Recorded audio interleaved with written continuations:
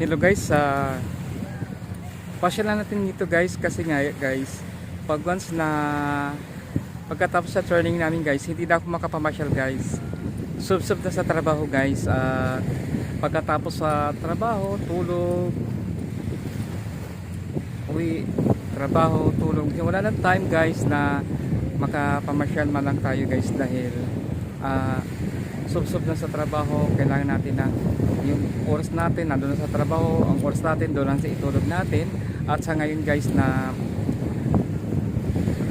tinatapos pa lang namin guys yung training namin guys, pwede natin na makapamasyal dito sa oras na ito dahil pag ma-deploy na kami guys ay puro na trabaho ang gagawin namin guys. Trabaho, bahay, tulog, trabaho. Wala lang time guys na mamamasyal guys na tulad dito. Kailangan din natin na pasyalan ang lugar na ito sa Dolomite, Metro Manila.